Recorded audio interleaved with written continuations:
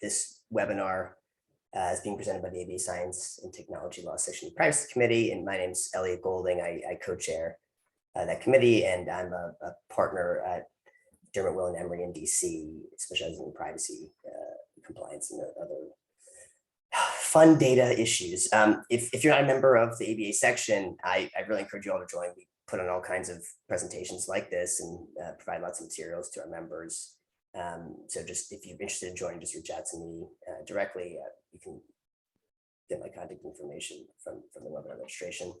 Just some quick housekeeping before I introduce the very esteemed panel we have. All microphones should be muted, will be muted, and webcams are going to be turned off to help conserve bandwidth.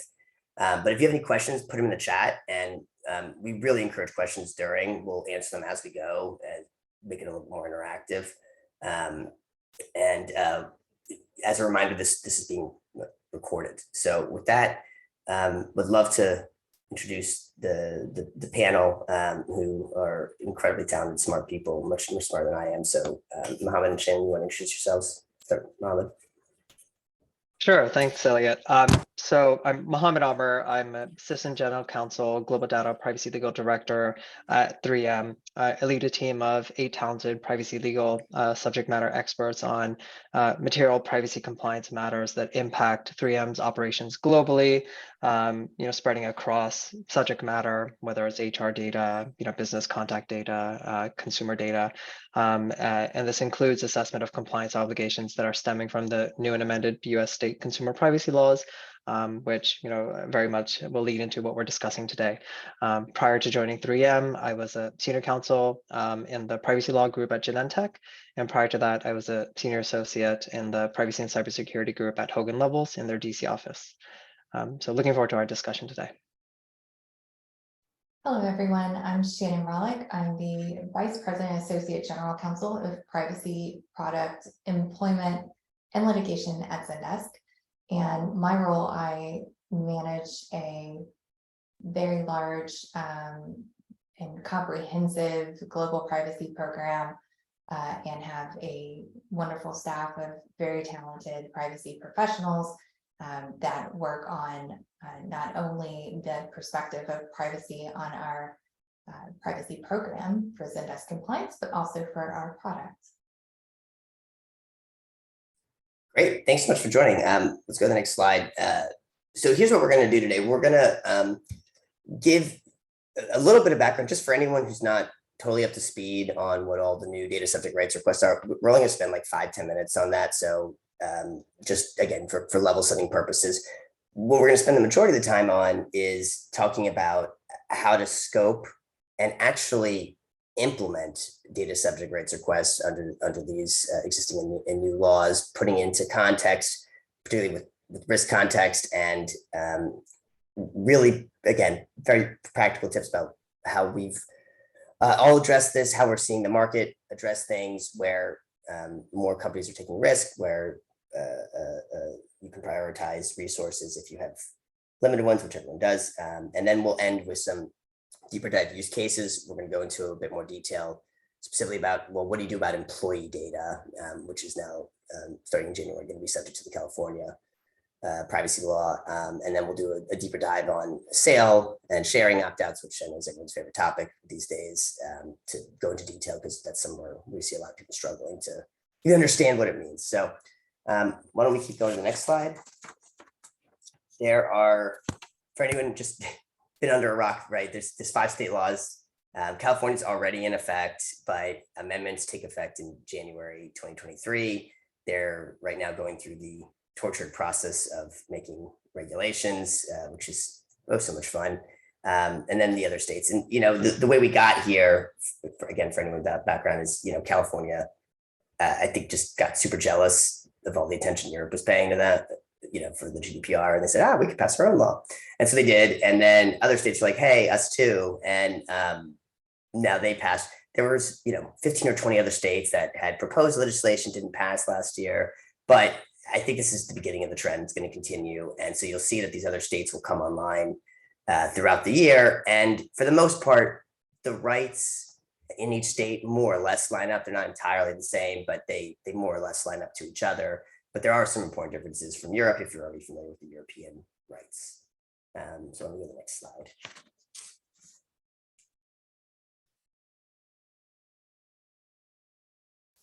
Okay, so some new key terms for anyone who's not familiar with these. The concept of sale. When CCPA first came out and they put this right out of sale, everyone said, "Oh, well, I don't sell data." The Attorney General has put out lots of guidance and now enforcement actions that have made clear that many of the very routine practices that most companies engage in, particularly online, probably do constitute a sale. And for California, and when Colorado takes effect, a sale just means any disclosure or just making personal data available to a third party for any consideration. And for lawyers, consideration means like literally anything. I give you data, you give me services. The other states were a little bit more sane about it and said that it's only a sale if you really get money for it. So Connecticut, Virginia, I should say Utah, not Connecticut twice, but has to be money. The new law in California will introduce this new concept of sharing, which they couldn't have chosen a worse term, because sharing doesn't mean just like, here's the data. It literally means making data available to do cross-context behavioral advertising or interest-based advertising, which means you take someone's activity across unaffiliated sites or online to come up with, inferences about that person's preferences or predictions about their behavior in order to target ads to them. And they made clear that the whole, oh, is it for money, not money, is a consideration, doesn't matter. Sharing is, if you do it interest-based advertising, it's a sharing. That's it. The other states all have basically a right to opt out of targeted advertising, which is more or less equivalent. Though there are some interesting, we're not going to get into it today, implications that it doesn't necessarily limited to purely online activity. You could theoretically gather data from multiple companies for in-person interactions and use that to place a targeted advertisement that could be caught up by these rights to opt out. But for the most part, these are all opt-out rights. There are, all the states are now going to move to a GDPR style consent. Most of the time, consent's not needed. Under these laws, there's a few exceptions, but consent will now mean opt-in, specific, informed, freely given, unambiguous. You can't just sort of like, by continuing with this website, you agree to blah, blah, blah, blah, and you just put everything in the privacy notice. If there's something that requires consent, it needs to be really specific consent. On the right side, you'll see that SPI, that's a term that we haven't really used in the US historically because we've had the sectoral approach, but now all these states will have a term SPI. Two of the states will be more of an opt-out to process SPI, and the others will be an opt-in, which will be fun. All the states, the first four bullets there, define SPI to include those. California also includes SPI to mean basically any of these more sensitive data unless that would trigger a breach law. I don't know, that's just a quick overview of some of these key terms. Shannon, I don't know if you have anything to add on that, but otherwise, move on to the next slide. You covered it. Okay. All right, next slide. Now, you want to take this? Yeah, I can provide a quick overview of the list of data subject rights that are on the screen. So as you know, data subject rights, or DSARs, are a set of rights users have that guarantee consumers retain control over how their data is collected, processed, or shared or disclosed by data controllers. The purpose of these rights is to provide data subjects the power over their own personal information and how it's used by businesses, while also ensuring that those businesses act in a responsible manner. And while the CCPA provided consumers with certain DSARs that I'm hoping everyone on the call is familiar with, like the right to know or access, delete, or opt out of a sale, etc., the new and amended state laws that are going to come into effect in 2023 expand on these DSARs. And so these new DSARs include the right to correct information, inaccurate information, opt out of sharing or targeted advertising, which Elliot went into, and we'll discuss some more, limit the use and disclosure of SPI, and opt out of profiling or automated decision making. And while Virginia, Colorado, Utah, and Connecticut limit these rights to consumers defined generally as B2C data, starting January 1st, in California, these rights are also going to apply to employees, so your HR data, as well as your business contact information or B2B data. Want to go to the next slide, or Elliot, Shannon, anything to add there? Nope, that's great. Great. So we're going to spend a few minutes over the next 2 slides just providing an overview of the DSAR process. And the very first step is really, intake of DSARs. Under US state laws, businesses need to provide consumers with at least 2 or more designated methods for submitting DSARs, including, at a minimum, a toll-free telephone number. Other designated methods for submitting requests include like a mailing address, an email address, or an internet web page or web portal. And most companies that have an online presence or some digital domain are going to provide some type of online functionality that allows users to submit DSAR requests through their website. Businesses also need to implement a process for facilitating receipt and internal routing of the DSARs that come in via the designated method. So for example, some companies have established a mailbox to provide a centralized contact point for all their DSARs globally. So there's one email box. Any DSAR that's exercised whether under like GDPR or other countries outside of the US or within the US would go to that central location, and they're routed in accordance with what whoever's handling it internally. Another approach could be to establish a unique mailbox for specific regions, like have one for EMEA, have one for the US, and that would provide a centralized local contact point for those DSARs, for those that come from those regions.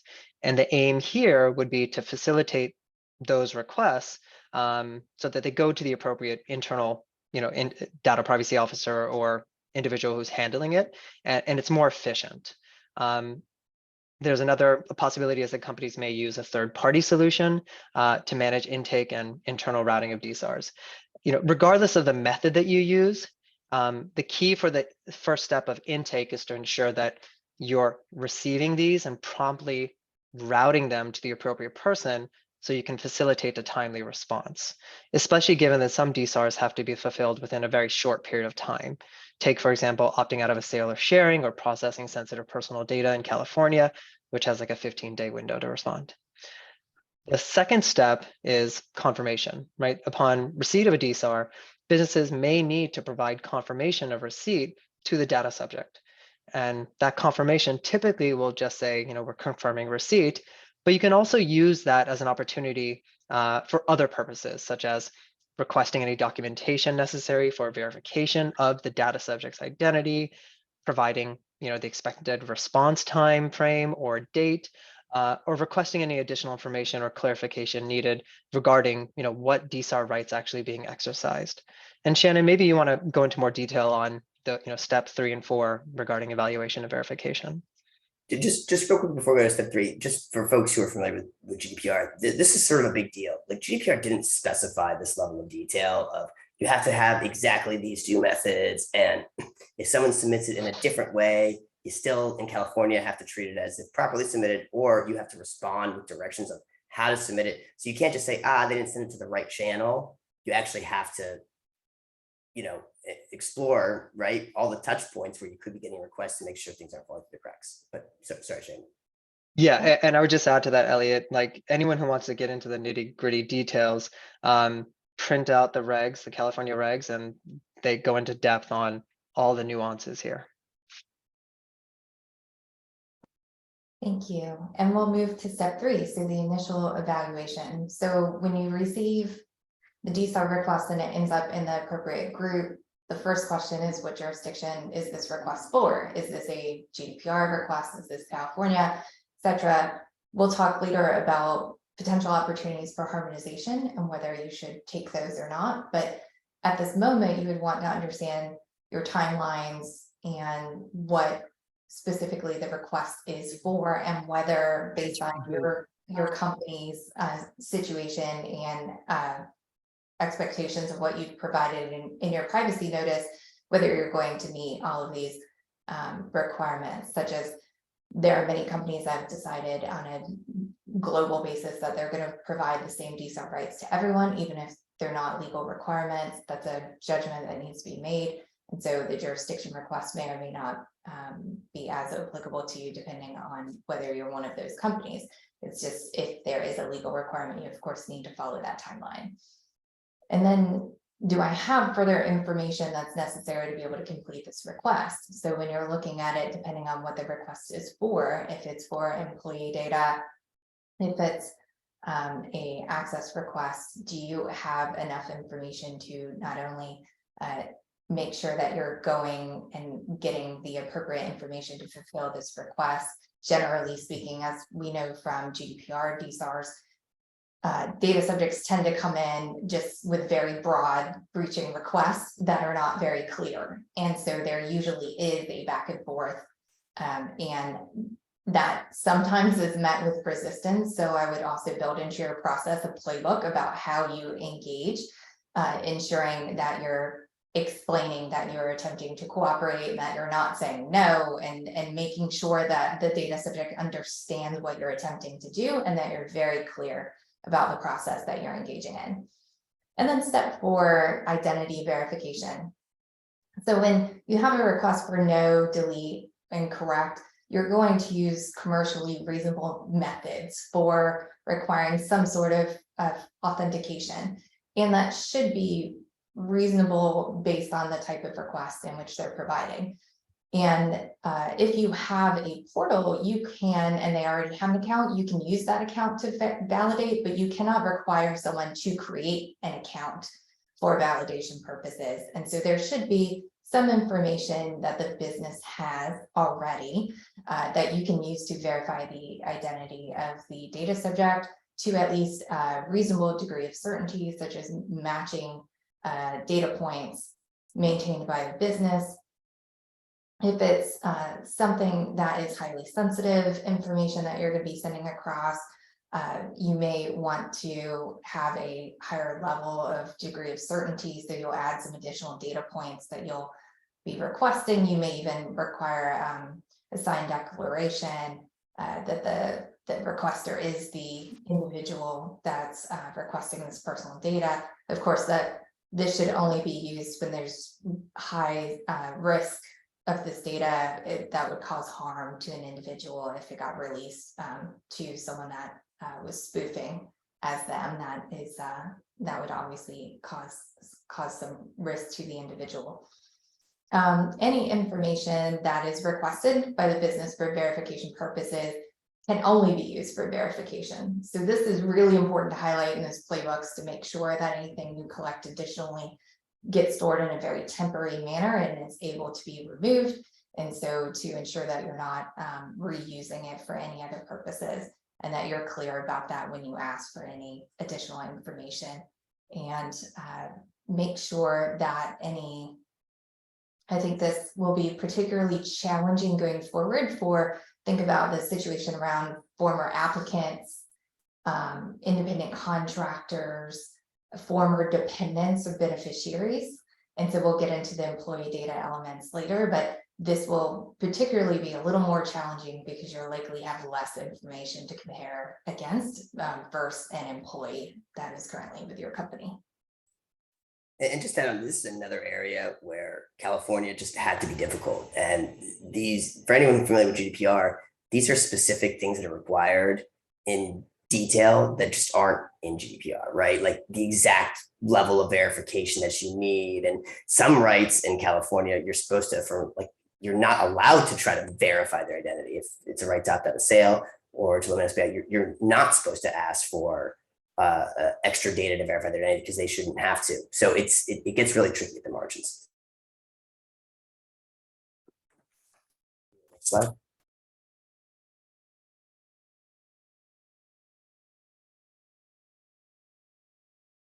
So then we look at step 5.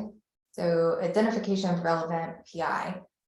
First thing you should be doing is to look at your data map, which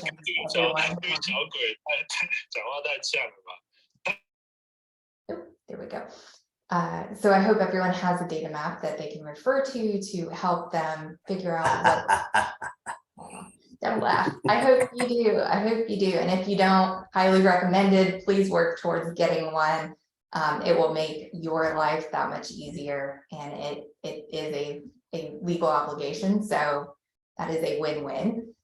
So ideally, you would look at your data map and determine where the data is located in your tech stack and who your owners of that particular technology resource are that you need to contact. You want to make sure, of course, that this data map is kept up to date. As we know, not only does data practices tend to change quite frequently, there's also now, given the new employee and B2B data collection activities, you need to add additional data points to that data map to ensure that the individuals that are fulfilling these requests know where to go for that. I would also like to point out to remember that the CPRA includes a 12-month look back provision. So that requires that you've mapped out data that you've had since January 1st, 2022. So keep that in mind, that you're not just looking starting January 1st, 23. And then in step 6, you're going to identify any exceptions and then work to address the DSAR. This one in particular, it's more likely than not this is the hard part. This is where the rubber meets the road, that you have to start going around if you don't have an automated tool to all of the individual tech stack owners for those systems and ensure that they're doing what you need them to do, especially when it comes to the employee data element. There's going to be some confusion around that for anyone that's hasn't had to process that information before, potentially on the B2B side as well. So I would recommend that you're including in your playbook what that means to address it for those particular data elements, because I think that the specific data types, what they should be looking for, are going to be different and expanded now versus what playbooks cover today. Yeah, that's exactly right. I mean, again, I hate to be a broken record here, but the exceptions, again, you can't just copy a GDPR if you have one into the US. There are just too many differences. Now you can leverage a lot of the same processes, and that's why we're starting here with the anatomy of a DSAR request, just so you can see just how many steps there are and how nuanced it is. And you can't just sort of a lot of companies aren't going to in advance plan out a fully automated everything last detailed, and some companies might not have a data map. So we at least want to show, like, here are all the things you have to do. And if you get a request on a short time frame, there's a lot to be done besides just finding the personal information. So hopefully this will help encourage folks to, even if you don't do a complete data map, at least, do some preliminary interviews and figure out where some of the core data is, whether it's structured or not. Just to close out the DSAR process, though, there are requirements to flow down DSARs to certain service providers and processors. Thankfully, California narrowed that a bit in the latest version of the regulations. So you still need to flow down some of the core rights like delete and correct in most cases, unless, it would be impossible, disproportionate effort. But you don't have to generally flow down sale opt-out requests that for at least sales that occur prior to the request being made. There's this very limited technical provision that if you get a opt-out of sale request day 1, you sell it on day 2, you implement the request day 3, you do need to go back to that person you sold in the intermediate, but that's the only situation. And then 8, you have to send a communication to the data subjects. Again, this is where California got to be difficult. There's very detailed requirements on exactly what the content of that communication has to be, whether you're granting or denying. So for example, if you're denying a request to delete, but the company does sell, you have to tell people that, if you prefer, you can opt out of sale by doing X, Y, or Z. In Virginia and some of the other states, you have to tell people that they have a right to appeal. And some of the states, you have to explain to people exactly why you denied the request or denied it in part and what their alternative rights are, et cetera, et cetera. And then 9, there's an appeals process, which wasn't required in California, but was always sort of a good idea. If someone really has a problem with it, you'd probably rather them come to you rather than making a complaint with the regulator. But in many states, including Virginia, an appeals process will be required, and that will require a written response. Again, very, very specific and detailed. Let's go to the next slide. So now, just transition.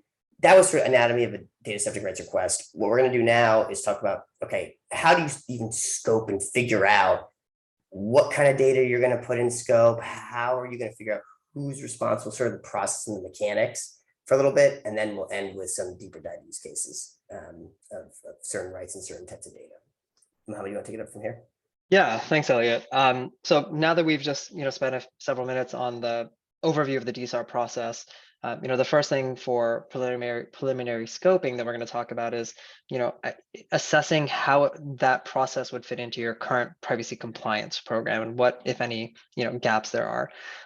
So this includes analyzing, when you're looking at your existing privacy compliance program, that includes analyzing existing systems and processes and understanding what can be leveraged. So you should consider, do you have an existing DSAR process from your GDPR compliance program and or your CCPA compliance efforts? Are they separate, or are you kind of leveraging GDPR globally with CCPA specific nuances or callouts? Have you done data inventories that have which identify what data you have, where it's stored, who has access to it? Do you have audit results that indicate any gaps in your privacy compliance program that you need to take into account, from a general perspective, as well as when you think about these new DSAR rights, and any other resources that may be available and relevant with respect to your existing privacy compliance program. You'll also need to make risk-based decisions regarding how to incorporate, these new processing activities that are now subject to the CCPA into your compliance program. So some things to consider here. Should you align the US requirements with your GDPR or global privacy compliance program?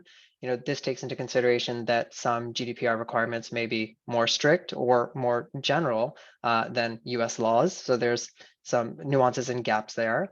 Or do you harmonize with other federal privacy laws like HIPAA or GLBA? That may be a feasible approach if those laws are more material to your business operations and your privacy compliance program is mainly structured for compliance with those laws. Think about a covered entity that has established, HIPAA compliance policies and procedures, and maybe is only minimally subject to, CCPA and these other US state laws. That approach may make sense then from, that company's standpoint. What about offering the same rights across all of the US? So remember, we currently only have 5 US states that have passed comprehensive consumer privacy laws, but maybe the legal or business approach would be to extend these rights to every US resident for a variety of reasons. It may be more, it may simplify the operationalizing of US privacy compliance. It may put a privacy positive face on the company's reputation, or it may be just how the business wants to present itself and manage risk, anticipating that in the following years we're going to go from 5 to several more states that have passed privacy laws. The other thing that we want to think about is that companies may decide to geofence their programs and comply with jurisdiction-specific requirements in each state and country. And so instead of taking a US-wide approach, they're going to closely look at where does this individual reside and what laws apply to the data that they're processing.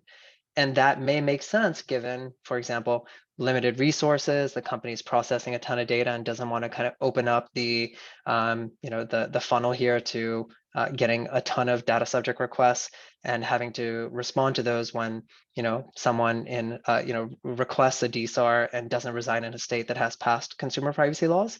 But these are the types of things that we need to be thinking about and assessing from a perspective that takes into account your business model, your resources, your compliance obligations, et cetera. Want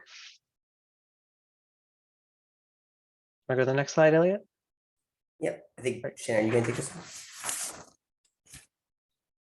Yeah, so I absolutely agree with everything that was just covered on the prior slide, and it really builds onto this one, because one of the first considerations on harmonization is to know who's handling these requests. So you need to know what your staffing capabilities are. So if you are interested in harmonizing and expanding the US laws across the US to have a more privacy friendly program, and view on the company, you have to have staff that's able to support that. And so I think it's important for you to look back at the amount of DSARs and the amount of time it takes for you to complete them, to consider whether you actually have resources to meet that. Because unfortunately, if you open the floodgates and you're not able to respond on time, that would be more detrimental to the company than your privacy-friendly expansion of the rights. And so please keep that in mind when you're looking. I think metrics is extremely important when it comes to data subject rights on an internal process perspective. It's important to understand how long does it take you to fulfill each type of request, and how many, where's the breakdowns? How many times have you had something go wrong or take longer than you had originally expected during this process? Because you need to build that in, because you are on a clock here. So it's important, especially when you start looking at these new rights, you're going to have to watch them closely to see how long it takes you to fulfill them. But it is quite possible for organizations, one, to decide to harmonize the US laws into a process that takes the most conservative requirements of the laws and pushes them across. But it's still very important that you don't lose sight that there are nuances here. And so while you can harmonize a lot, there will always be call outs. And I highly recommend making sure in your playbook, there's little colored boxes, arrows, things that are making sure that when you get one in these particular jurisdictions, that you have those nuances highlighted, because it's easy for individuals to get used to a certain flow and then forget that, oh, this state, there's something else I have to do here. Just as we had with GDPR, of course, still has nuances there as well. So in verifying, as we've talked previously in the verifying of request types, as we see under Virginia and Colorado, that can run afoul of CPRA, since requiring data subjects to verify opt-out requests may be viewed as an unnecessary barrier to exercising the right. So you can't just have a one-size-fits-all approach. You actually have to make sure that in each of the steps that we highlighted, you're carving out where each state will differ. But the harmonization is also important to think about how you want to harmonize. So you can harmonize at a country or region level. You can try to harmonize at a global level with these nuances highlighted. You can harmonize on the different types of data requests, such as HR data, consumer data, and have a bucketed approach. Again, a lot of this will depend on your tech stack and who you're going to. I would ask you to consider what path is going to be easiest if you're always going to the same individuals, or if you have kind of pillars for each of these tech stacks, then you're going to have a different workflow for those. But it's something to think about, because there are definitely synergies that can be developed through the execution of these requests. Next slide. Okay, so then another part of the scoping is, well, what data is even going to be in scope? So if you think about it, the amount of data you have, particularly about employees in B2B context, it's just massive, right? There's directly identifiable data like someone's name, email address, and stuff like that. But then you have all this sort of like log data, particularly how employees interact with their systems, B2B data, like all the interactions that someone have, their Outlook contacts that one of your employees is in sales, write down someone's birthday. Just if you think about all the data out there, you have personal data about people in email, just when you email back and forth. So a key thing is early on determining the scope of data that you're going to look at for honoring DSARs, and quite frankly, making risk decisions and working with dozens and dozens of companies. I can tell you there's a huge range of risk tolerance on this, right? Some companies are like, no, I'm going to do it 100% right. And that might mean looking through every last email and every last database, and looking through all your unstructured data, PDFs stored in folders and all that. And other companies are like, I don't have time or resources to do all that. I need to figure out what's the most important. And so we're, on this slide, what we're trying to point out is like, well, maybe is all data really created equal? And, does it make sense to distinguish between data subjects, right? What data is in scope for employees might be different than the breadth of data that you would put in scope for consumers, right? For employees, do you really need to provide a log every time they interact with a company system? To me, that seems like probably not the purpose of the rule. Same thing with B2B data. Other part is for the type of right. I suspect most of the time, most data that most companies have about a lot of data subjects really can't be, quote, corrected, right? So whether it's a record of a purchase or something like that. So maybe you look through all the data you have and say, you know what, I need to be able to keep the records that I have and not change them in response to a right to correct, other than maybe, demographic information, contact information, things like that, because you might need to maintain it for, I don't know, tax purposes, for just good record keeping, and you can't just change the data. So think about, well, what data is going to be in scope? Is it going to differ based on the right? You might be more able to give people broad access rights to data and not as broad rights to delete or correct those same types of data. So think about that for sure. And then the type of data I think mentioned is, all personal data, has the broad GDPR meaning, anything that relates to or could be used to connect with an individual. That includes things like device data. But is device data really as priority as truly identifiable data?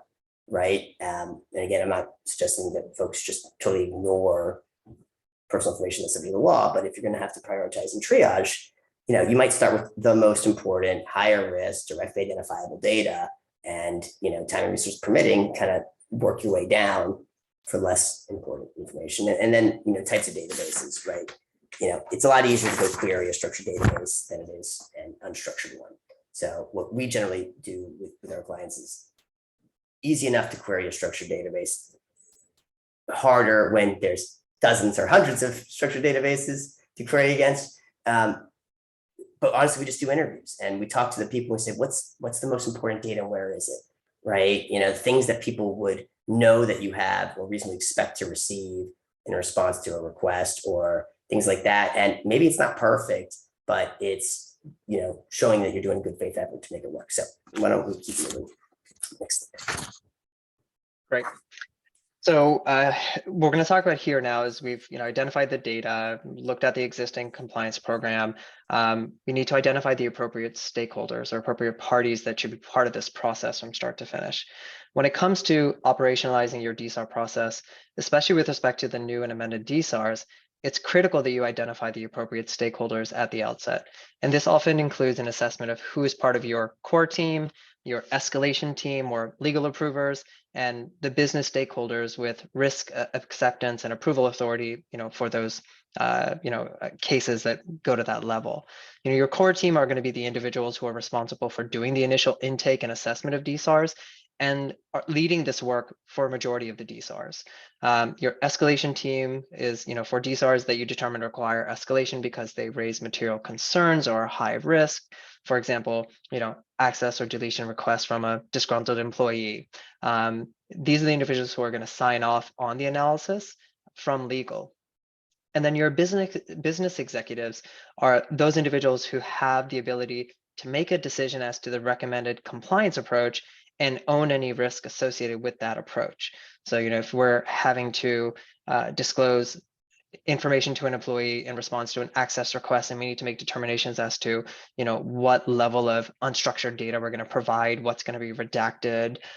Is there a concern here that a litigation team may need to get involved because the employee is using the access request, this DSAR, in preparation for litigation, right? That's a level that you may want business stakeholders to get involved in, so that everyone who needs to be part of that decision-making process is.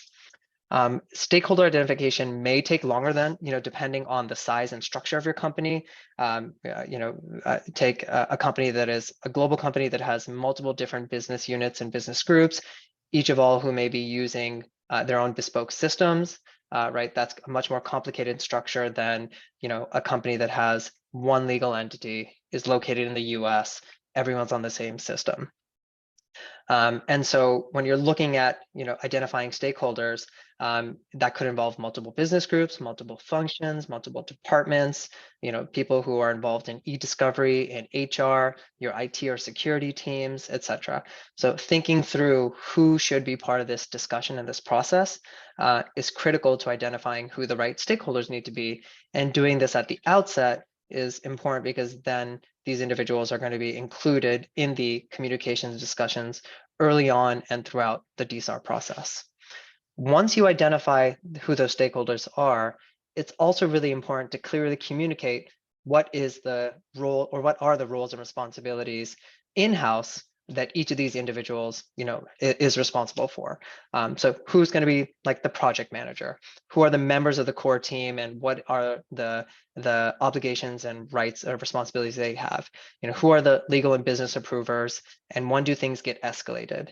Having this set out clearly and concisely, who's responsible for what is going to help ensure that people know what they're accountable for, when things need to be escalated, and essentially, ensuring that there's no hiccups in your DSAR process. Let's go to the next slide, Elliot. Great. So we've talked about internal stakeholders. What about external, resources or individuals that you might want to pull in? So unless your company has a substantial in-house privacy legal team or compliance team and resources to pull from, you may consider, whether external resources are needed. And there's several pros and cons of outsourcing to, third parties, whether that's outside counsel or vendors or consultants. And we'll highlight those quickly. I know we're a little bit short on time. So some of the pros include, aligning your approach with other companies in your industry. So for example, if companies in your industry are using a vendor solution to provide DSAR intake and do not sell functionality for your digital domains and for recognizing GPC signals, that could be a value add because you know that everyone in the industry is using this type of solution, and you're not doing something that it kind of sets you apart and it may create some risk.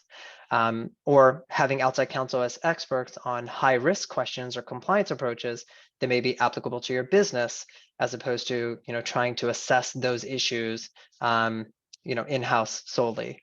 Or another pro is to effectively manage your limited time and resources. For example, it may be more cost effective if you have a small in-house team to use outside counsel to update your draft DSAR policy or playbook rather than having to do that from scratch. The cons include the cost, of course, right? That's an easy one. But some other things to think about is, having to explain a complicated business model and practices to an outside third party that may not be familiar with your company's operations. That takes time and effort. And also the lead time and resources needed to set up that third party, whether it's a third-party SaaS solution or tool, and any relevant modules that are part of that, training your in-house team that's going to be using that tool or service, and ensuring consistency of data inputs, whether it's from third-party sources or from your own team that has to use that tool, ensuring that everything's done at a consistent level. That's another time that has to be taken into account. Other factors to keep in mind when you're determining whether to use external resources are, what is the actual volume of DSARs that your company receives? For example, if you only receive a handful of DSARs a year, then doing it in-house and having a DSAR process and tools that you've developed internally, or even ad hoc, may be okay, right? If you only get 5 a year, it's not that hard to manage those, versus a company that handles hundreds of requests annually. Having a clean, efficient DSAR process is critical. I don't know, Elliot, do you want to jump in on anything else on this? No, that was great. I think for sake of time, I would just keep moving. Yeah, sounds good. Next slide. So when you're looking at designing the process, for those of you that already have one, you may be reassessing whether this process is going to work for these new rights or not. There's either an automated or a manual program, and I like to think that there's also a hybrid as well.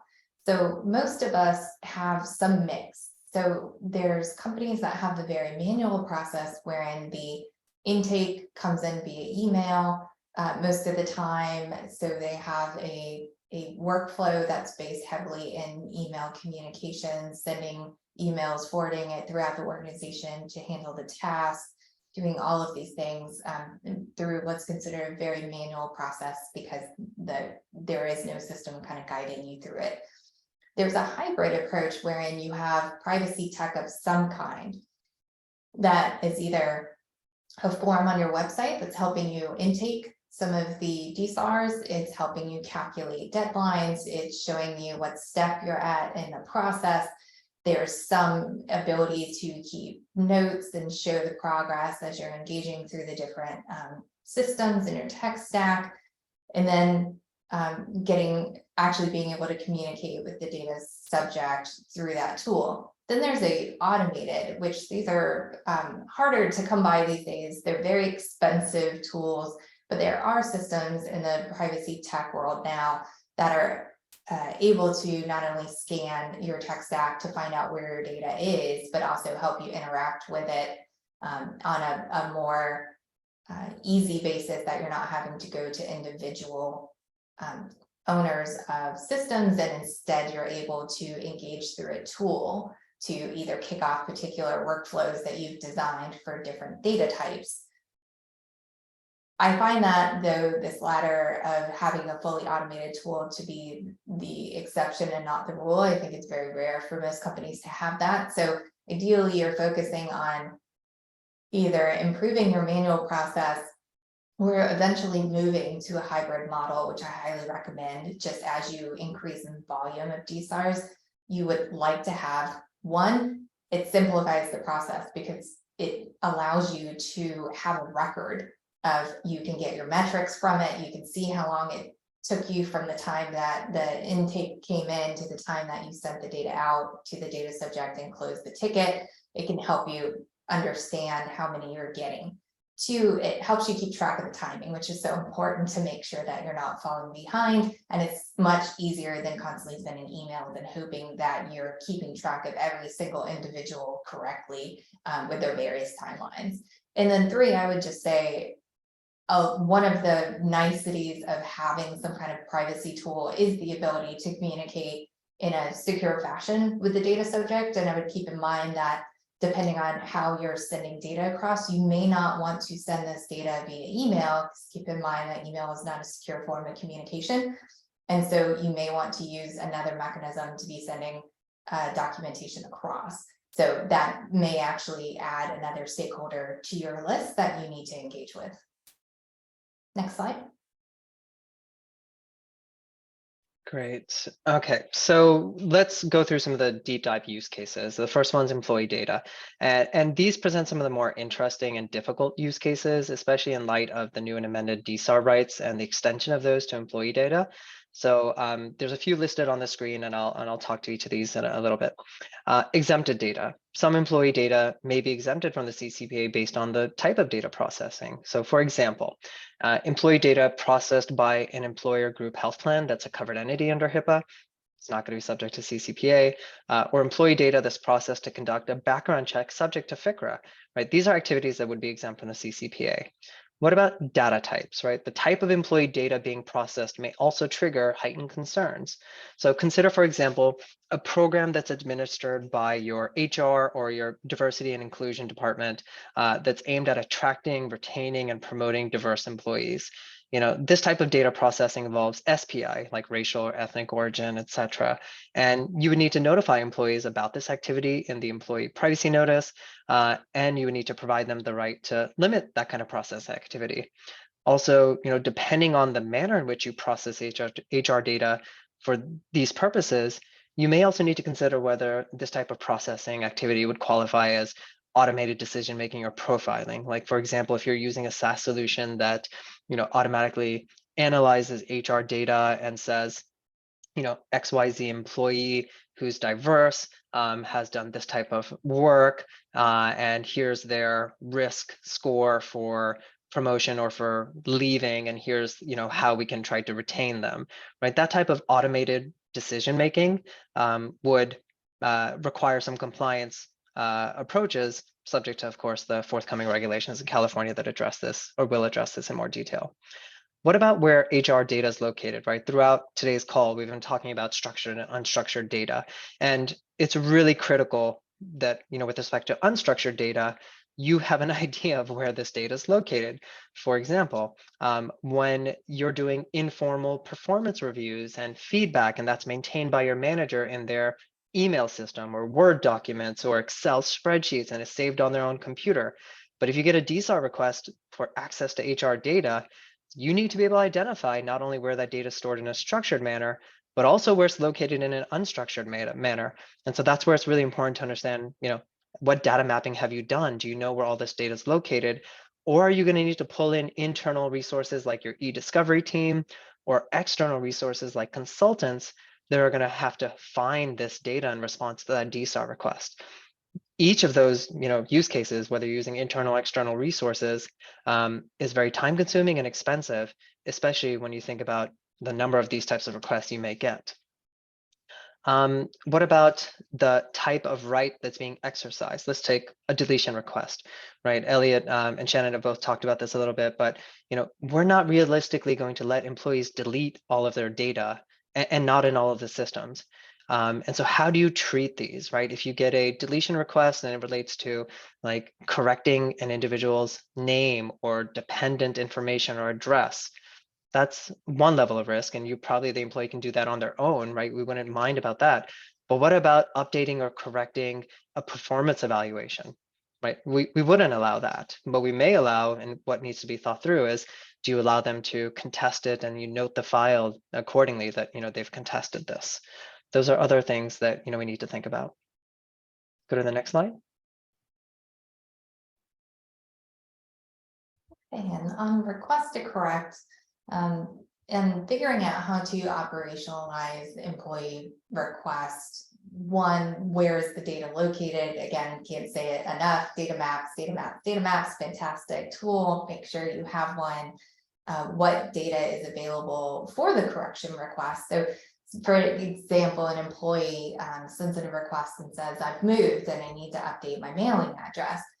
That is perfectly fine and something you can update, but it's important to note that that doesn't mean that all inaccurate information needs to be corrected. So if you think about an employee updating their address, that is important on any data wherein you would look for that address to use it going forward from that moment.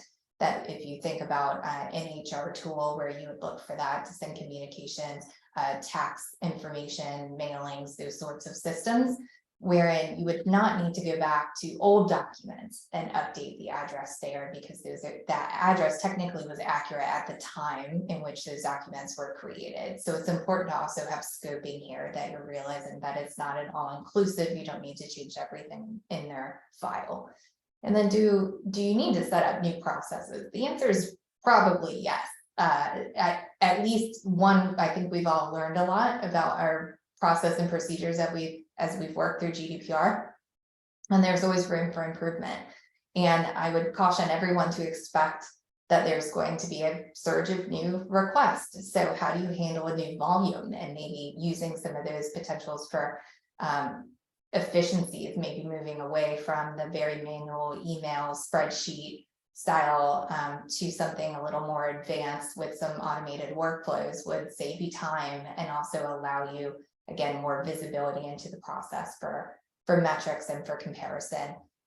It's also important to see if you have seasons of high requests and understand how you staff accordingly. Don't forget the flow down request. So this is where you need to work with other stakeholders. You may have a procurement team that you need to engage with, or sometimes groups such as HR themselves manage their own contracts for particular vendors. And so you need to ensure that you understand who those vendors are, what data they have access to, so that you know where you're flowing this down. At the time that you receive this DSAR is not the time to figure that out. You need to already have that in your playbook, that you know where you're going when these requests come in. Otherwise, you're going to run your clock. Disclose the right to correct in notices. So this is the privacy notice on your website.